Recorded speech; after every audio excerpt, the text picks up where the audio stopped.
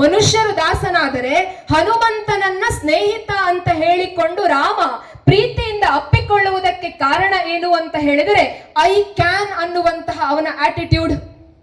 100 ಯೋಜನ ದೂರ ಇರುವಂತಹ ಲಂಕೆಯನ್ನ ಭಾರತದಲ್ಲಿ ಕುಳಿತುಕೊಂಡು ಹಾರಬೇಕು ಅಂತ ಹೇಳ್ಕೊಂಡು ಆಲೋಚನೆ ಬರಬೇಕಾಗಿದ್ರೆ ಹನುಮಂತ ಎಲ್ಲೋ ಒಂದು ಕಡೆ ಸುಮ್ಮನೆ ಕೂತಿದ್ನಂತೆ.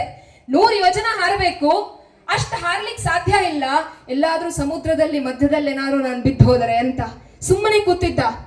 ಜೊತೆಯಲ್ಲಿದ್ದಂತಹ ಎಲ್ಲ ಕೋತಿಗಳು, ವಾನರ ಸೈನ್ಯ ಯಾರು ಹೋಗುವಂತದ್ದು ಅಂತ ಹೇಳಿ ಆಲೋಚನೆ ಮಾಡ್ತಾ ಇರಬೇಕಾಗಿದ್ರೆ ಜಾಂಬವಂತ ಅನ್ನುವಂತಹ ಗುರು ಬಂದು ಹನುಮಂತನಿಗೆ ಹೇಳ್ತಾನಂತೆ, ಹನುಮಂತ, ನೀನಲ್ಲದೆ ಮತ್ಯಾರಿಂದಲೂ ಸಹ ಈ 100 ಯೋಜನ ಸಮುದ್ರವನ್ನ ದಾಟಿ ಸಾಧನೆಯನ್ನ ಮಾಡುವುದಕ್ಕೆ ಸಾಧ್ಯ ಇಲ್ಲ. ಹನುಮಂತ, ನಿನ್ನ ಒಳಗಡೆ ಆ ಶಕ್ತಿ ಇದೆ, ನೀನು ಸುಮ್ಮನೆ ಕೂತರೆ ಮಾತ್ರ ಒಬ್ಬ ಕಪಿ. ನಿನ್ನ ಒಳಗಡೆ ಇರುವಂತಹ ಶಕ್ತಿಯನ್ನ ನೀನು ಮೀರಿ ನಿಲ್ತಿ ಅಂತಾದರೆ ರಾಮ ರಾಮ ರಾಮ ರಾಮ ರಾಮ ಅನ್ನುವಂತಹ ಮಂತ್ರದ ಮೂಲಕ ನಿನ್ನ ಶಕ್ತಿಯನ್ನ ಅನಂತವಾಗಿ ನೀನು ವ್ಯಾಪಿಸಿಕೊಳ್ಳುತ್ತಿ ಅಂತಾದರೆ ನೀನು ಸಮುದ್ರವನ್ನ ದಾಟಿ ಸೀತಾಮಾತೆಯನ್ನ ಕಂಡು ಬರುವುದಕ್ಕೆ ಸಾಧ್ಯ ಇದೆ ಅಂತ ಹೇಳಿಕೊಂಡು ಹನುಮಂತನಿಗೆ ಗುರುಗಳು ಆಜ್ಞೆಯನ್ನ ಕೊಡ್ತಾರೆ. ಇವತ್ತೆಲ್ಲೋ ಒಂದು ಕಡೆಯಲ್ಲಿ ಪರೀಕ್ಷೆಯನ್ನ ಬರೆಯುವಂತಹ ನಾವುಗಳು ಸಹ ಹನುಮಂತರು. ನಮ್ಮ ಒಳಗಡೆ ಏನ್ ಶಕ್ತಿ ಇದೆ ಅಂತ ನಮ್ಗೆ ಗೊತ್ತಿರುವುದಿಲ್ಲ ನಾವು ಶಾಲೆಗೆ ಸೇರ್ಬೇಕಾಗಿದ್ರೆ. ಬಟ್ ನಮಗೆ ಸಿಗುವಂತಹ ಅಧ್ಯಾಪಕರುಗಳು ನಮಗ್ ಪ್ರತಿನಿತ್ಯ ಹೇಳ್ತಾರೆ, ನಿನ್ನಲ್ಲಿ ಶಕ್ತಿ ಇದೆ, ಆ ಶಕ್ತಿಯನ್ನ ನೀನು ಉಪಯೋಗಿಸಿಕೊಳ್ಳಬೇಕು, ಆ ಶಕ್ತಿಯನ್ನ ಉಪಯೋಗಿಸಿಕೊಂಡು ನೀನು ಸಾಧನೆಯನ್ನ ಮಾಡಬೇಕು ಅಂತ ಹೇಳಿ ಮೊದಲನೆಯ ಬಾರಿಗೆ ನಾವು ಶಾಲೆಯ ಒಳಗಡೆ ಎಂಟರ್ ಆಗಬೇಕಾಗಿದ್ರೆ ನಮ್ಮ ಟೀಚರ್ ಹೇಳ್ತಾರೆ, 10 ವರ್ಷಗಳ ಕಾಲ ನಿರಂತರವಾಗಿ ಟೀಚರ್ ಶಾಲೆಗಳಲ್ಲಿ ಬೋಧನೆ ಮಾಡಿದ್ರೆ ಮನೆಯಲ್ಲಿ ಕೂತ್ಕೊಂಡು ನಮ್ಮ ಅಪ್ಪ ಅಮ್ಮ ಹೇಳ್ತಾರೆ ಸಾಧನೆ ಸಾಧ್ಯ ಇದೆ, ಸಾಧನೆ ಸಾಧ್ಯ ಇದೆ, ಸಾಧನೆ ಸಾಧ್ಯ ಇದೆ ಅಂತ. ನಾವ್ ಯಾಕೆ ಸುಮ್ಮನೆ ಕೂತ್ಕೊಳ್ಬೇಕು? ನಮ್ಮೊಳಗಡೆ ಇರುವಂತಹ ಶಕ್ತಿಯಿಂದ yes I can do it, yes I can face the SSLC examination, I can be a successful person ಅನ್ನುವಂತಹ ಆಟಿಟ್ಯೂಡ್ ಅನ್ನ ನಾವು ಯಾಕೆ ಬೆಳೆಸಿಕೊಳ್ಳಬಾರದು? ಅಂತಹ ಆಟಿಟ್ಯೂಡ್ ನಮ್ಮಲ್ಲಿ ಬೆಳಿಬೇಕು ಅಂತಾದರೆ, ಪರೀಕ್ಷೆಯನ್ನ ನಾವು ಬರಿಬೇಕು ಅಂತಾದರೆ ನಮಗೆ ಇರುವಂತಹ ಸರಳ ಸೂತ್ರಗಳ ಕುರಿತು ಇನ್ನೊಂದಷ್ಟು ಹೊತ್ತು ಆಲೋಚನೆಯನ್ನ ಮಾಡೋಣ. ಈ ಫೋಟೋದಲ್ಲಿರುವಂತಹ ವ್ಯಕ್ತಿ ಯಾರು ಅಂತ ಏನಾದ್ರೂ ಗುರುತಿಸಬಹುದಾ? ಬಹುಶಃ ಇವತ್ತಿನ ಜನರೇಷನ್, ಇವತ್ತಿನ ಪೀಳಿಗೆ ಎಲ್ಲೋ ಒಂದು ಕಡೆಯಲ್ಲಿ ದಾರಿಯನ್ನ ತಪ್ಪುವುದಕ್ಕೆ ಮತ್ತು ಸಾಧನೆಯತ್ತ ಮುಖ ಮಾಡದೇ ಇರುವುದಕ್ಕೆ ಕಾರಣ ಏನು ಅಂತ ಹೇಳಿದ್ರೆ ಈ ಪೀಳಿಗೆಯ ಪರಿಚಯ ನಮಗಿಲ್ಲದೆ ಇರುವಂತದ್ದು. ಜಸ್ಟ್ ಇಮ್ಯಾಜಿನ್ ಮಾಡಿ, 10 ಗಂಟೆಗೆ ಎಕ್ಸಾಮಿನೇಷನ್ ಇದೆ, 9:50ಕ್ಕೆ ನಿಮ್ ಸೀಟಿಂಗ್ ಅರೇಂಜ್ಮೆಂಟ್ ಪ್ರಕಾರ ನಿಮ್ಮನ್ನೆಲ್ಲ ಕುತ್ಕೊಳಿಸ್ತಾರೆ, ಇನ್ವಿಜಿಲೇಟರ್ ಬರ್ತಾರೆ, ಪ್ರಶ್ನೆ ಪತ್ರಿಕೆಯನ್ನ ನಿಮಗೆ ಕೊಡ್ತಾರೆ. ಪ್ರಶ್ನೆ ಪತ್ರಿಕೆ ನಿಮ್ಮ ಕೈಗೆ ಬರುವಲ್ಲಿಯವರೆಗೆ ಯಾವ ಪ್ರಶ್ನೆ ಬಂದಿರಬಹುದು, ನಾನು ಓದಿದ ಪ್ರಶ್ನೆಗೆ ಬಂದಿದ್ದ, ಆ ಎಲ್ಲ ಪ್ರಶ್ನೆಗಳಿಗೆ ಉತ್ತರವನ್ನ ಕೊಡ್ಲಿಕ್ಕೆ ನನ್ನಿಂದ ಸಾಧ್ಯ ಇದೆಯಾ ಅಂತ ಟೆನ್ಷನ್ ಕ್ರಿಯೇಟ್ ಆಗ್ತಾ ಹೋಗ್ತದೆ. ಟೆನ್ಷನ್ ಎಲ್ಲಿ ತನಕ ಅಂತ ಹೇಳಿದ್ರೆ ಕೆಲವೊಂದ್ಸಲ ಕೈಯೆಲ್ಲ ಬೆವೆತ್ ಹೋಗ್ತದೆ, ಕೈಯೆಲ್ಲ ನಡುಗ್ಲಿಕ್ಕೆ ಆರಂಭ ಆಗ್ತದೆ. ಅಂತಹ ಸಂದರ್ಭದಲ್ಲಿ ನಮಗೆ ನೆನಪಿಗೆ ಬರಬೇಕಾದಂತಹ ಅದ್ಭುತವಾದಂತಹ ವ್ಯಕ್ತಿ ಇವರು. ಇವ್ರ ಬಗ್ಗೆ ಒಂದು ಪ್ರಚಲಿತವಾಗಿರುವಂತಹ ಒಂದು ಸುಂದರವಾದಂತಹ ಕಥೆ ಇದೆ.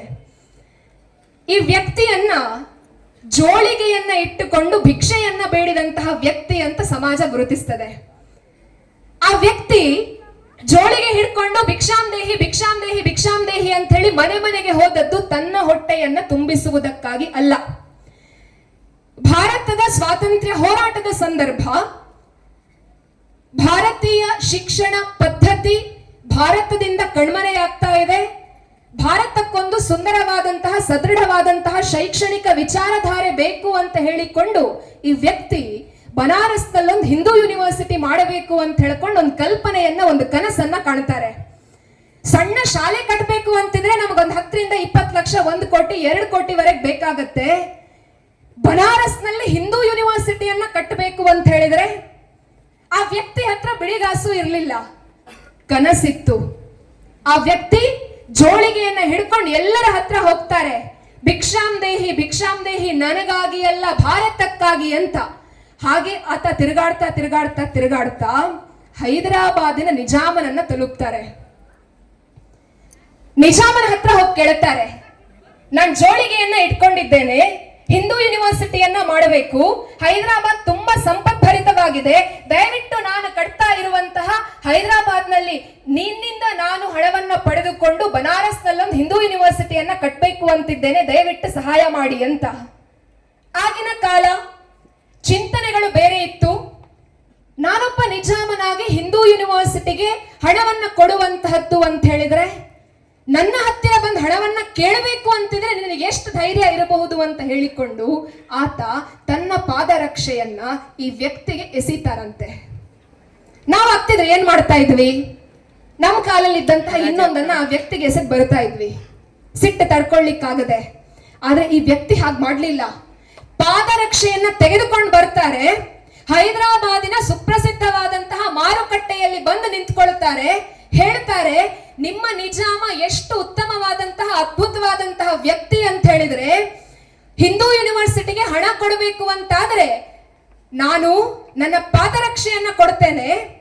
ಆ ಪಾದರಕ್ಷೆ ಬೆಲೆ ಕಟ್ಟಲಿಕ್ಕೆ ಸಾಧ್ಯ ಆಗದೇ ಇರುವಂತಹದ್ದು.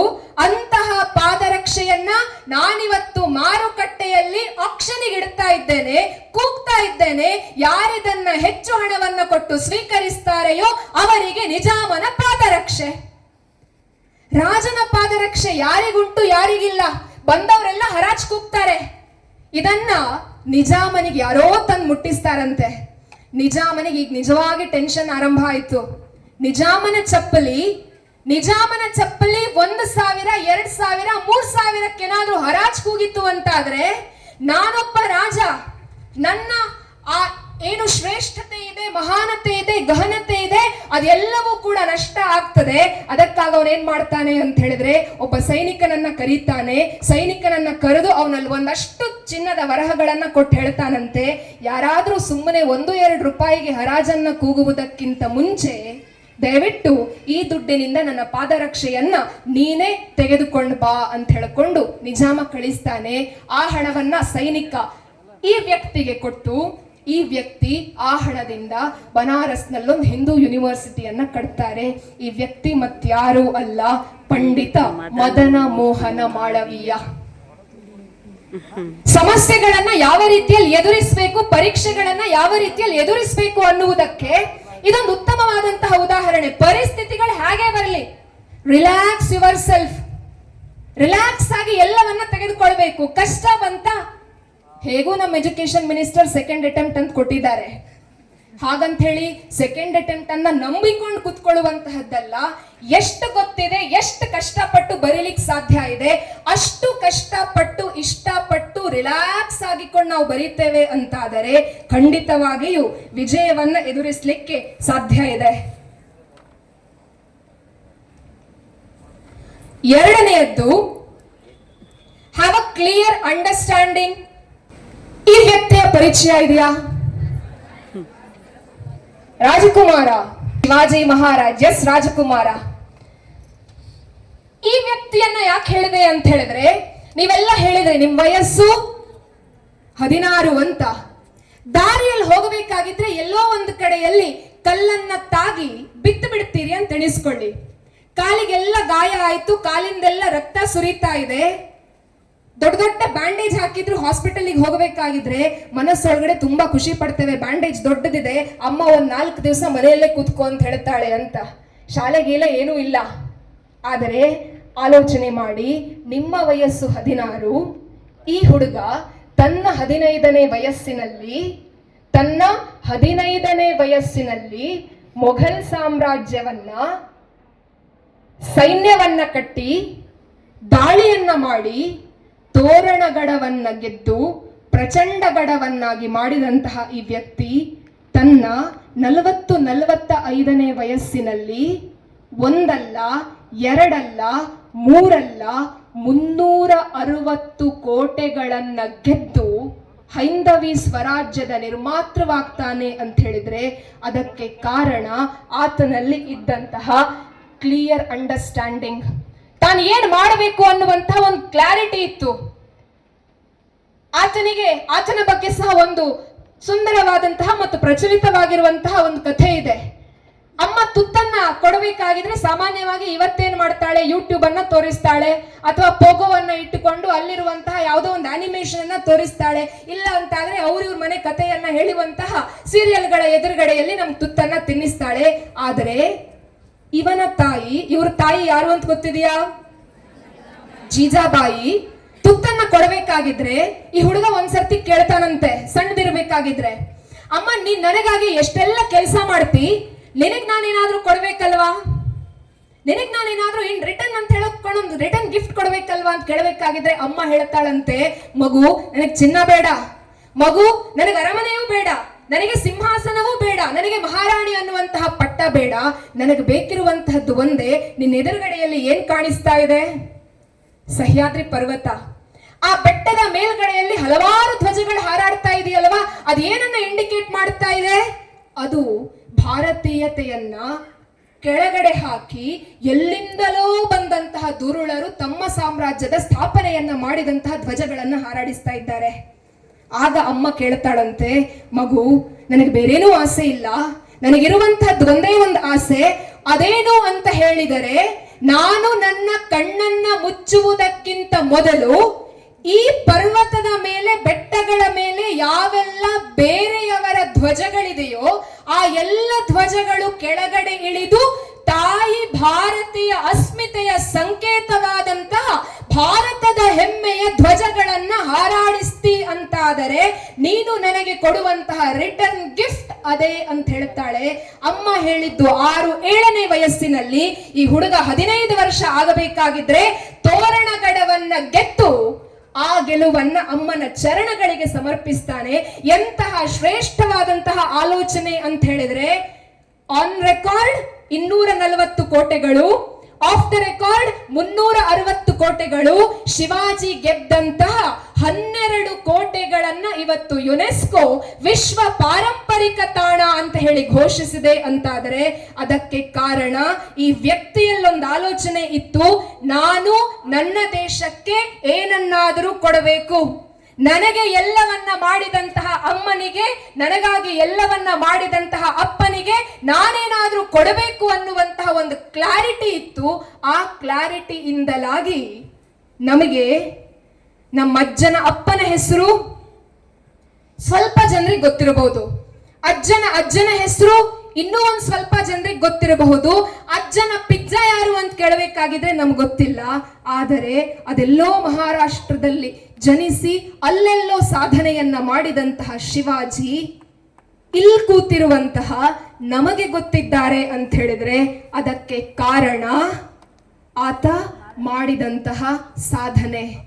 ಇವತ್ ನಮಗೂ ಸಹ ಇರಬೇಕಾದದ್ದು, ನಾವು ಕೋಟೆಗಳನ್ನ ಗೆದ್ದು ಬನ್ನಿ ಅಂತ ನಮ್ಮ ಅಪ್ಪ ಅಮ್ಮ ಹೇಳುವುದಿಲ್ಲ, ಅಥವಾ ನಾಳೆ ದಿವಸ ನೀನ್ ಪಾಕಿಸ್ತಾನದ ಜೊತೆಯಲ್ಲಿ ಯುದ್ಧ ಮಾಡು ಅಂತ ಹೇಳ್ಕೊಂಡು ಕೋವಿಯನ್ನ ಗುಂಡನ್ನ ಯಾರು ನಮ್ಮ ಕೈಯಲ್ಲಿ ಕೊಡುವುದಿಲ್ಲ.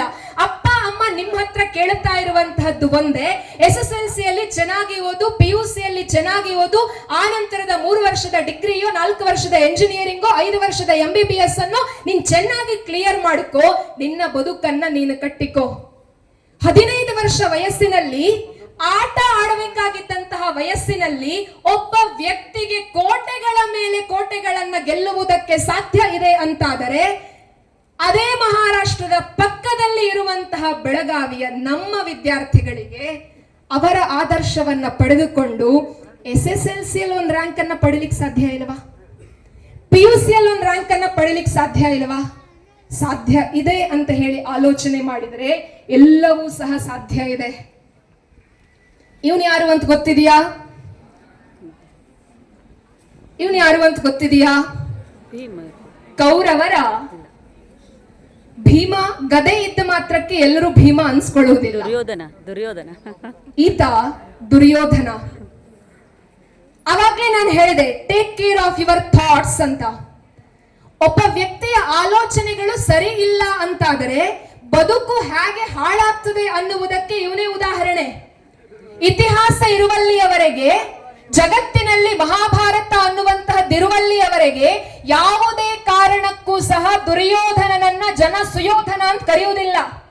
ಯಾವುದೇ ಕಾರಣಕ್ಕೂ ಸಹ ಇಲ್ಲಪ್ಪ ಇವನು ಕುರುವಂಶದಲ್ಲಿ ಹುಟ್ಟಿದವನು, ಭೀಷ್ಮನಿಗೆ ಸಂಬಂಧಿಕ ಅಂತ ಹೇಳ್ಕೊಂಡು ದುರ್ಯೋಧನ ಈಸ್ ಮೈ ಹೀರೋ ಅಂತ ಯಾರು ಸಹ ಹೇಳುವುದಿಲ್ಲ. ಕಾರಣ ಯಾಕೆ ಅಂತ ಹೇಳಿದರೆ, ಪ್ರತಿಯೊಬ್ಬ ವ್ಯಕ್ತಿ ದುರ್ಯೋಧನನಿಗೆ ಹೇಳುತ್ತಾರೆ, ನೀನು ಮಾಡ್ತಾ ಇರುವಂತ ತಪ್ಪು, ನೀನು ಮಾಡ್ತಾ ಇರುವಂತಹ ತಪ್ಪು, ನೀನು ಮಾಡ್ತಾ ಇರುವಂತ ತಪ್ಪು. But every time he set, ಇಲ್ಲ ನಾನು ಮಾಡ್ತಾ ಇರುವಂತಹದ್ದೇ ಸರಿ. ನಾವೇನ್ ಮಾಡುವಂತದ್ದು? ನಾವು ಸಹ ಇದನ್ನೇ ಮಾಡುವಂತದ್ದು.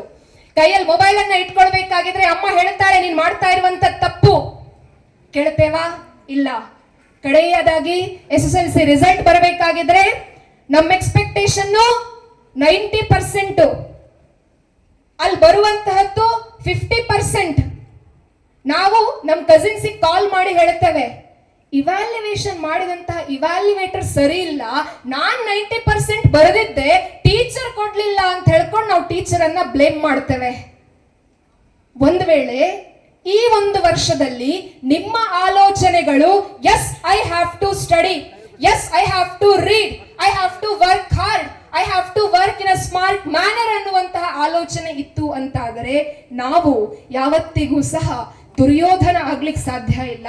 ನಾವು ಯಾವತ್ತಿಗೂ ಸಹ ಯುಧಿಷ್ಠಿರ ಆಗ್ಲಿಕ್ಕೆ ಸಾಧ್ಯ ಇರುವಂತಹದ್ದು. ನಾವು ದುರ್ಯೋಧನ ಆಗಬೇಕು, ನಾವು ಯುಧಿಷ್ಠಿರ ಆಗಬೇಕು. ಆಲೋಚನೆ ನಮ್ಮ ಕೈಯಲ್ಲೇ ಇದೆ. ಈ ವ್ಯಕ್ತಿಯ ಹೆಸರು ಗೊತ್ತಿದೆಯಾ? ಎಷ್ಟು ಜನರಿಗೆ ಈ ವ್ಯಕ್ತಿ ಹೆಸರು ಗೊತ್ತಿದೆ? ಎಸ್, ಅದೃಷ್ಟವಂತರು. ಭಾರತ ಕಂಡಂತಹ ಮೊದಲ ಅದ್ಭುತ ಪ್ರಧಾನಿ. ಈತ ಪ್ರಧಾನಮಂತ್ರಿ ಆಗಬೇಕಾಗಿದ್ರೆ 1965ರಲ್ಲಿ ಭಾರತ ಅನಿವಾರ್ಯವಾಗಿ ಯುದ್ಧವನ್ನ ಮಾಡಬೇಕಾದಂತ ಒಂದು ಸಂದರ್ಭ ಬಂದೊದಗ್ತದೆ.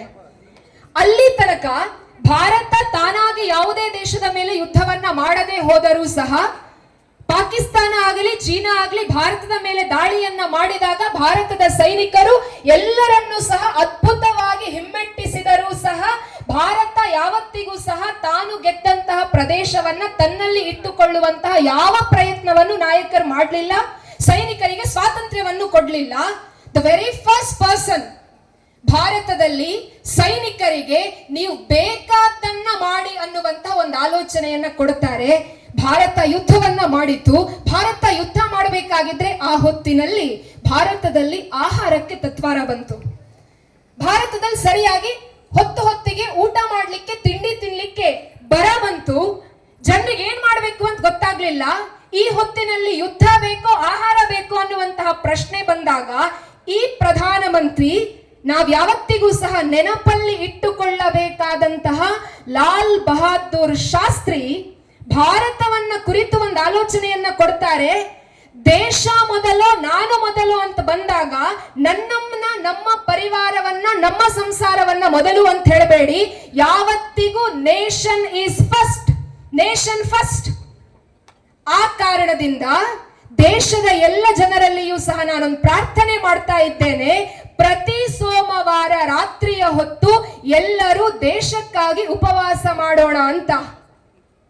ಆಶ್ಚರ್ಯ ಆಗಬೇಕು, ಪ್ರಧಾನಮಂತ್ರಿ ದೆಹಲಿಯ ಒಳಗಡೆ ಕೂತ್ಕೊಂಡು ದೇಶಕ್ಕಾಗಿ ಉಪವಾಸ ಮಾಡಿ ಅಂತ ಹೇಳಿದ್ರೆ, ನಮ್ಮ ಕರ್ನಾಟಕದ ಹಳ್ಳಿಯ ಮೂಲೆ ಮೂಲೆಯಲ್ಲಿ ಇದ್ದಂತಹ ಅಮ್ಮನೂ ಸಹ ಸೋಮವಾರ ಒಂದು ಹೊತ್ತಿನ ಊಟವನ್ನ ಬಿಟ್ಟಿದ್ಲಾಯ್ತು. ಡಿಸಿಷನ್ ಹಾಗಿರಬೇಕು ಅಂತ ಹೇಳಿದ್ರೆ, ನಿರ್ಧಾರ ಹಾಗಿರಬೇಕು ಅಂತ ಹೇಳಿದ್ರೆ ಈ ರೀತಿಯಲ್ಲಿರಬೇಕು. ನಿರ್ಧಾರ ಮಾಡಿ ಅಲ್ಲಿಂದ ಮತ್ತೆ ಹಿಂದೆ ತಿರುಗಿ ನೋಡುವಂತಹ ಒಂದೇ ಒಂದು ಪ್ರಮೇಯವೂ ಸಹ ಬರಬಾರದು. ನಮ್ ಡಿಸಿಷನ್ ಹಾಗಿರತ್ತೆ. SSLC ದಿವಸ ಫಸ್ಟ್ ಡೇ ಓರಿಯೆಂಟೇಷನ್ ಮಾಡಬೇಕಾಗಿದ್ರೆ ಟೀಚರ್ ಹೇಳ್ತಾರೆ, ನೋಡಿ ನಿಮ್ಗೆ ಇನ್ನೂ 365 ಡೇಸ್ ಇದೆ, ಓದಬೇಕು, ಟೈಮ್ ಟೇಬಲ್ ಹಾಕಬೇಕು, according to the time table you must read ಅಂತ. ನಾವು ಸಹ ಮನೆಗೆ ಹೋಗಬೇಕಾಗಿದ್ರೆ ಸಿಗುವಂತಹ ಫ್ಯಾನ್ಸಿ ಶಾಪಿಗೆ ಹೋಗಿ ಒಂದು ದೊಡ್ಡ ಚಾರ್ಟ್ ಅನ್ನ ತಗೊಳ್ಳುತ್ತೇವೆ, ಡೆಕೋರೇಷನ್ ಮಾಡ್ಲಿಕ್ಕೆ ಸ್ಕೆಚ್ ಪೆನ್ ಗಳನ್ನ ತಗೊಳ್ಳುತ್ತೇವೆ, ಅಂಟಿಸ್ಲಿಕ್ಕೆ ಒಂದು ಸ್ಟಿಕ್ಕರ್ ಅನ್ನ ತಗೊಳ್ಳುತ್ತೇವೆ, ಮನೆಗೆ ಹೋಗ್ತೇವೆ, ಟೀಚರ್ ಹೇಳಿಕೊಟ್ಟ ಹಾಗೆ ಟೈಮ್ ಟೇಬಲ್ ಎಲ್ಲ ಹಾಕ್ತೇವೆ, ನಮ್ಮ ರೂಮ್ ನ ಒಳಗಡೆ ಅದನ್ನ ನೇತ್ ಹಾಕ್ತೇವೆ, ಅಮ್ಮನಿಗೆ ಹೇಳ್ತೇವೆ, ಅಪ್ಪನಿಗೆ ಹೇಳ್ತೇವೆ, ನೋಡಪ್ಪ ನೋಡಮ್ಮ ನಾನು ಇವತ್ತಿನಿಂದ ಈ ಟೈಮ್ ಟೇಬಲ್ ಅನ್ನ ಫಾಲೋ ಮಾಡ್ತೇನೆ. ಹಾಕ್ತೇವೆ, ದೊಡ್ಡ ದೊಡ್ಡ ಚಾರ್ಟ್ ಗಳನ್ನ ಹಾಕ್ತೇವೆ. ಒಂದ್ ದಿವಸ ಹಾಕಿದ ಕಷ್ಟಕ್ಕೆ ಓದ್ತೇವೆ. ಎರಡನೇ ದಿವಸ ಆ ಟೈಮ್ ಟೇಬಲ್ ಯಾರಿಗೆ? ಅಮ್ಮನಿಗೆ ಇಲ್ಲ ಅಪ್ಪನಿಗೆ, ಇಲ್ಲದೆ ಇದ್ರೆ ಮನೆಗೆ ಬಂದಿರುವಂತಹ ರಿಲೇಟಿವ್ಸ್ ಗಳು ಎಂತ ಸ್ಟೂಡಿಯಸ್ ಮಗು ಇದು ಅಂತ ಹೇಳ್ಕೊಳ್ಬೇಕಲ್ವಾ. ನಿರ್ಧಾರ ಹೇಗಿರಬೇಕು ಅಂತ ಹೇಳಿದ್ರೆ, ನಿರ್ಧಾರ ಅಚಲವಾಗಿರಬೇಕು, ನಿರ್ಧಾರ ಸದೃಢವಾಗಿರಬೇಕು, ನಿರ್ಧಾರ ಯಾವತ್ತಿಗೂ ಬದಲಾಗದ ರೀತಿಯಲ್ಲಿರಬೇಕು. ಒಂದು ನಿರ್ಧಾರ ಇಲ್ಲದೆ ಇದ್ರೂ ತೊಂದರೆ ಇಲ್ಲ, ದೇಶಕ್ಕಾಗಿ ಬದುಕ್ತೇನೆ ಅನ್ನುವಂತಹ ಆಲೋಚನೆಯನ್ನ ಮಾಡುತ್ತಾರೆ ಅಂತಾದರೆ, ನೀವು SSLC ಅಲ್ಲಿ ಪಾಸ್ ಆಗಿ ನಿಮ್ಗೆ ಸನ್ಮಾನ ಸಿಕ್ಕಿದಂತಹ ದುಡ್ಡನ್ನ ದೇಶದ ಅಕೌಂಟಿಗೆ ಹಾಕಬೇಕು ಅಂತಿಲ್ಲ, ನಿಮ್ಮ ಅಪ್ಪ ಅಮ್ಮನ ಅಕೌಂಟಿಗೆ ಹಾಕಬೇಕಂತಿಲ್ಲ, ನಿಮ್ಮ ಅಕೌಂಟ್ ಅಲ್ಲೇ ಇರುತ್ತೆ. ನನ್ನ ಅಕೌಂಟಿಗೆ ಬರಬೇಕಾದಂತಹ ದುಡ್ಡನ್ನ ಪಡೆದುಕೊಳ್ಳುವಂತಹ ಹಕ್ಕು ಎಲ್ಲರಿಗೂ ಸಹ ಇದೆ.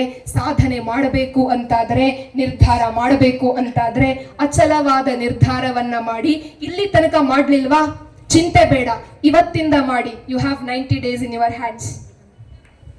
ಇಷ್ಟು 90 ದಿವಸಗಳ ಕಾಲ ಅದ್ಭುತವಾದ ಸಾಧನೆಯನ್ನ ನಾನು ಮಾಡ್ತೇನೆ ಅಂತ ಹೇಳಿ ಏನಾದ್ರೂ ನಾವು ಆಲೋಚನೆ ಮಾಡ್ತೇವೆ ಅಂತಾದ್ರೆ ಬದುಕಿನಲ್ಲಿ ಗೆಲ್ಲುವುದಕ್ಕೆ ಸಾಧ್ಯ ಇದೆ.